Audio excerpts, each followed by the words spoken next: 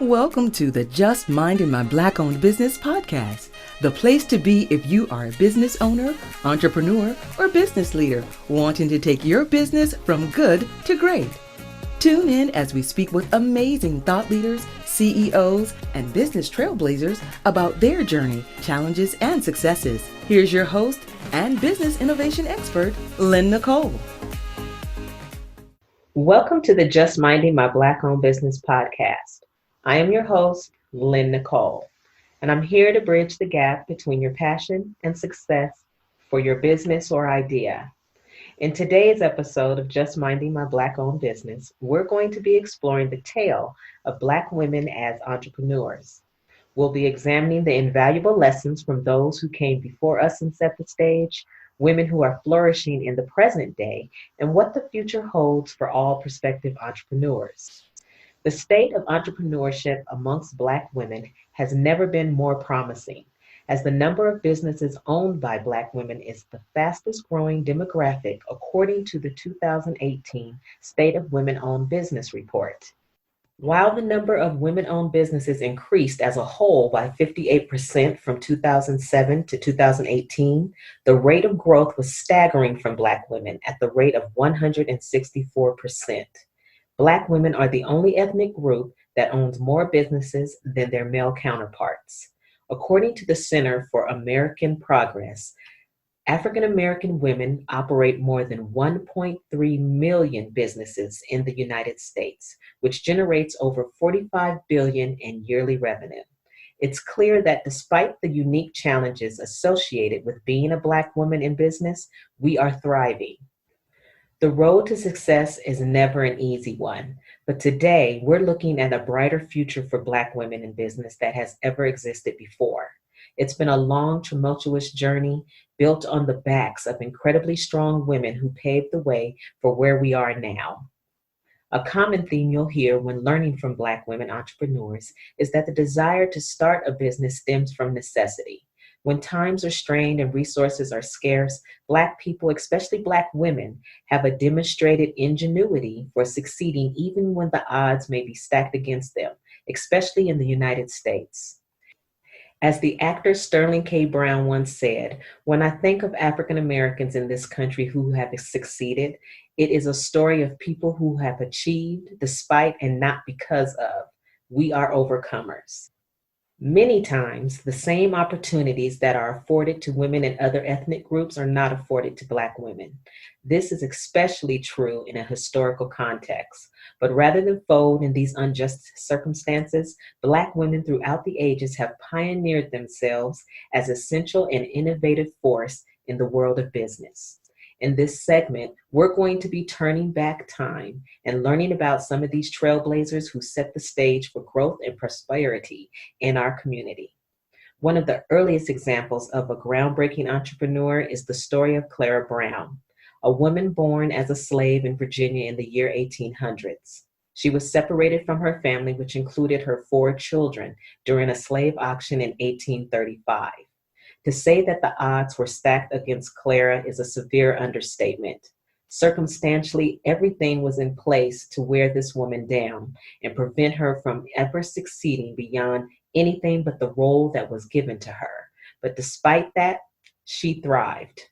After enduring years of forced labor on a plantation in Kentucky, Clara was granted her freedom at the age of 56, with nothing to her name in terms of assets. What she did have, however, was determination and creativity, deciding to utilize the skills she had garnered as a midwife and nursemaid to gather capital for real estate investments. She was forced to leave Kentucky, which led her to move to Colorado, where she began building her portfolio. She was eventually the owner of 16 lots in Denver, 7 houses in Central City, and various other properties and mines around the state of Colorado. After the end of the Civil War, when she was freely able to enter the state of Kentucky again, she liquidated her assets and returned to the state to locate her children. Tragically, she was unsuccessful in this endeavor, but was still able to pay for 16 relatives and friends who were former slaves to move to Colorado. There, she invested in the businesses of the people she helped to relocate. becoming an integral part of the development of the largely undeveloped state of Colorado. Her contributions earned her a vote into the Society of Colorado Pioneers in 1885, the year of her death. Another inspiring story of fortitude and resolve of Black women is that of Maggie Walker, who was the first African American woman to charter a bank in the United States. An innovator in a multitude of ways, the Virginia native's life was dedicated to improving the circumstances and quality of life for Blacks throughout the United States during a time in which society at large was designed to keep them down. She also founded the St. Luke Herald, a newspaper that she used as a platform to help her in her endeavors in advancing the lives of Blacks. In 1902, she published a statement in the paper that said, "Let us put our money together. Let us use our money. Let us put our money out at usury among ourselves and reap the benefits ourselves." On top of being a champion for women and Blacks, she also represented the disabled, being paralyzed and confined to a wheelchair in her later years. She chartered the St. Luke Penny Savings Bank and served as its first president, helping give out loans to Blacks and women of every color. When the bank merged with two other Richmond institutions, she agreed to serve as chairman of the board of directors. The institution became the Consolidated Bank and Trust Company, a fixture of Richmond that served generation after generation as a Black-owned business. The grit and inventiveness of these two women is nothing short of inspiring. They paved the way for future generations to have a brighter tomorrow. While there are still many challenges facing the Black community today, challenges that especially affect women, it is also true that there are wildly successful Black women entrepreneurs who have attained a level of achievement that few others have. If you polled people at random and asked them to name a Black woman billionaire, chances are they would all say Oprah Winfrey. While it's true that Oprah is the wealthiest Black woman on the planet, the distinction of being the first African-American woman to be a billionaire is Sheila Johnson. Sheila is the co-founder of BET and the current CEO of Salamander Hotels and Resorts, which she also has founded. She was part of the team that sold BET to Viacom in 2002 for $3 billion, and after which she used that revenue, she earned to invest in 3 sports teams. She is now a part owner of the Washington Capitals of the NHL, the Washington Wizards of the NBA, and the Washington Mystics of the WNBA, making her the first Black woman to be an owner or partner in 3 professional sport franchises. And while everyone knows who Oprah is and how she achieved her wealth, people probably don't know who the first Black woman to own a billion-dollar company was. It is Janice Bryant Howroyd, the founder and CEO of the Act One Group. Act One is a workforce solutions company that provides temporary staffing, HR services, and consulting. It is an award-winning enterprise that operates in 19 countries with over 17,000 clients and 2,600 employees internationally. It also has the prestigious distinction of being the largest privately held women-owned company in the U.S. Of course, these are examples of entrepreneurship on the largest scale. Not every success story involves billions of dollars. Today, nearly half of all women-run businesses are operated by women of color, a number that is continually growing. Take, for example, the story of Sandra Caldwell, a native of Omaha, Nebraska. She was visiting a childhood friend, Trishona Helm, who had journeyed out to live in LA. While there, she tried rolled ice cream for the first time and was inspired to bring it to her hometown. The two women pulled together $10,000 of their savings and took out a $30,000 loan to launch the Mixin' Rollin' ice cream shop in downtown Omaha. Within a few months of opening, the ice cream parlor had generated over $100,000 in sales, with Caldwell already making moves to scale the business and expand. If you haven't noticed, women entrepreneurs tend to finance their endeavors from their savings. Data from the 2018 State of Women in Entrepreneurship Survey shows that 63% of women finance their businesses with personal savings compared to 43% of Inc. 5,000 CEOs. And Caldwell was one of those women and is also another example of a woman of color inspired to start her own business out of a desire to improve her circumstances. Frustrated with the lack of opportunity and feeling stuck at her job at a news station and child care center, Caldwell decided to put her fate into her own hands, and with great success. According to the survey by Inc. magazine, 62% of women entrepreneurs worked in corporate America before deciding to venture into entrepreneurship. Frustration with their current job is a leading incentive for Black women to start their own business. One of the biggest challenges facing women entrepreneurs, especially women of color, is access to capital.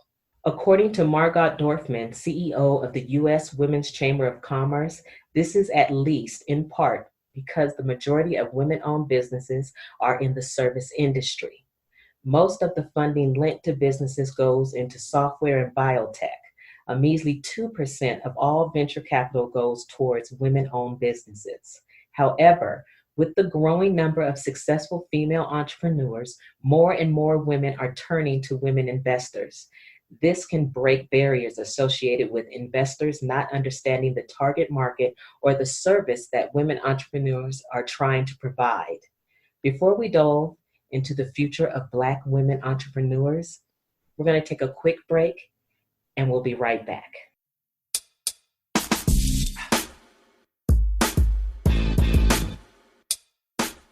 Are you a public speaker that struggles to get booked for speaking engagement? Do you need a killer elevator pitch to attract media attention and investor interest? Hello, my name is Precious Williams, and I am the author of Bad Bitches and Power Pitches for women entrepreneurs and speakers only. I have written this book because I want to help women entrepreneurs get explosive sales, take their public speaking and their pitching skills to the next level, and get all the attention and interest that they need right now. You can find my book now for purchase at Amazon, Barnes & Noble, and also my website, www.perfectpitchesbyprecious.com.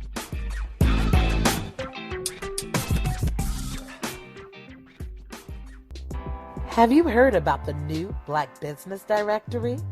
Welcome to Click Urban. Here, you can find hundreds of businesses owned by us. Whatever business professional you're looking for, they're right here.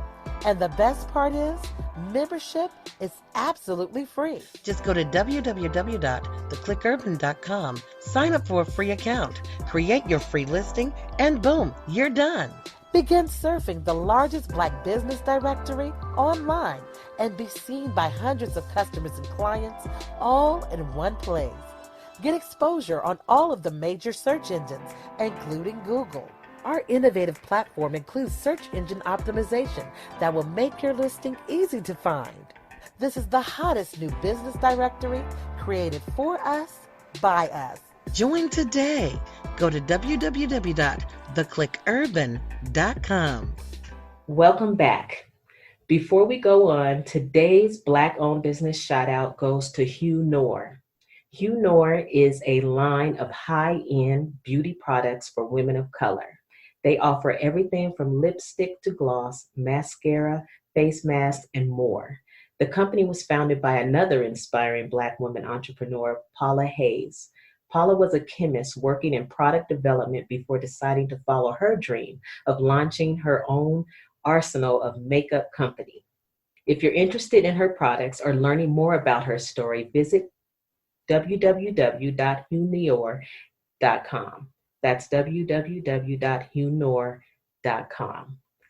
As you can see, all signs are pointing up for Black women entrepreneurs heading into the future. There has never been a better time to start a Black-owned business.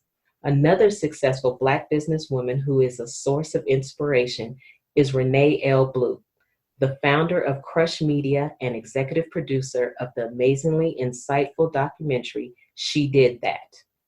She Did That is an in-depth and profound look at the lives and journeys of 4 Black women entrepreneurs. It tells the stories of Lisa Price, founder of Carol's Daughter, Lovey Ajayi, a New York Times best-selling author, Melissa Butler, founder of Lip Bar, and Tanya Rapley, founder of MyFab Finance. This is essential viewing for an intimate perspective on what it's like to be a Black woman of color. Bluitt was inspired to create the documentary as an extension of her blog, In Her Shoes, a platform she uses to help prospective women entrepreneurs. After a decade of work writing on the subject, she decided to take things to the next level by producing a documentary that could give even more insight. In an interview with Forbes, Bluitt said that entrepreneurship can be a lonely journey, particularly for Black women who may not have the resources to hire a team. I want women to know that even the most successful women in the business have experienced the challenges and obstacles they face while building their brands.